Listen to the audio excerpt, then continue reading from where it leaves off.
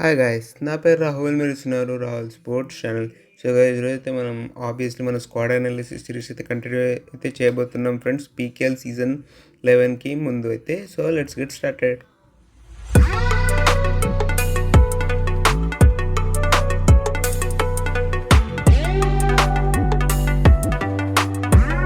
So guys, ఈరోజైతే మనం UP Yoddhas గురించి అయితే మాట్లాడుకోబోతున్నాం friends. One of the most consistent teams అని చెప్పుకోవచ్చు ఫ్రెండ్స్. పీకేఎల్ హిస్టరీలో యూపీ యోద్ధాస్ చూసుకున్నట్లయితే ఎప్పటి నుంచి అయితే వాళ్ళ ఎంట్రీ అయితే అయ్యిందో సీజన్ 5 నుంచి కూడా ఆల్మోస్ట్ ప్రతి సీజన్ కూడా వాళ్ళైతే ప్లే ఆఫ్స్కి అయితే క్వాలిఫై అయ్యారని చెప్పుకోవచ్చు ఫ్రెండ్స్. ఒక్క లాస్ట్ సీజన్ తప్పిస్తే లాస్ట్ సీజన్లో మాత్రం చాలా ఘోరంగా విఫలమైతే అయ్యారని చెప్పుకోవచ్చు ఫ్రెండ్స్. 11th స్పాట్లో అయితే ఫినిష్ చేశారని చెప్పుకోవచ్చు ఫ్రెండ్స్. వాళ్ళైతే మెయిన్గా వాళ్ళకి డిఫెన్స్ మాత్రం ఏమాత్రం వర్గా లేదని చెప్పవచ్చు ఫ్రెండ్స్. సుమిత్ కావచ్చు, లేకుంటే నితీష్ కావచ్చు, మరి ప్రదీప్ నర్వాల్ కూడా అయితే తన మునపట్టి ఫామ్ అయితే అందుకోలేకపోయాడని చెప్పుకోవచ్చు ఫ్రెండ్స్ లాస్ట్ సీజన్లో. సో కొన్ని చేంజెస్ అయితే చేశారు ఫ్రెండ్స్ ఈ సీజన్ కోసం. వాళ్ళు భరత్ ఉడ్డాన్ అయితే తీసుకున్నారు ఫ్రెండ్స్. ఒక మంచి బై అని చెప్తారు ఫ్రెండ్స్. ఒక మంచి యంగ్స్టర్ భరత్ ఉడ్డా బెంగళూరు బుల్స్కి చాలా మంచి పర్ఫార్మెన్స్ ఇచ్చాడని చెప్పుకోవచ్చు.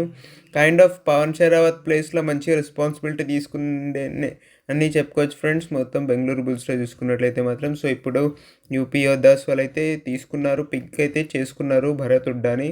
సో గ్రూమ్ చేసి ఇంకొంచెం మొత్తం అతనికి ఎక్స్పీరియన్స్ వస్తే మాత్రం ఒక చాలా డెడ్లీ రైడర్ అయితే అయిపోతాడు ఫ్రెండ్స్ భరత్ ఉడ్డా. ఇప్పుడు కూడా చాలా టాలెంట్ అయితే ఉందని చెప్పుకోవచ్చు ఫ్రెండ్స్ మనం భరత్ ఉడ్డా దగ్గర ఇక్కడ చూసుకున్నట్లయితే.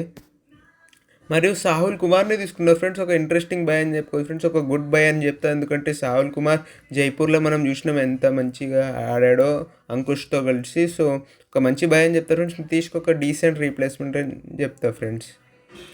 మరియు ఈసారి డిఫెన్స్ మీద చాలా కాన్సన్ట్రేట్ చేయాల్సి వస్తుంది ఫ్రెండ్స్ యూపీ యోద్ధాస్. ఎందుకంటే లాస్ట్ టైం డిఫెన్స్ వాళ్ళకి మెయిన్గా ఇదైతే అయింది ఫ్రెండ్స్. ఒక సుమిత్ తప్పిస్తే వేరే ఎవరు మంచిగా పర్ఫామ్ అయితే చేయలేకపోయిండ్రని చెప్పుకోవచ్చు ఫ్రెండ్స్ మనం.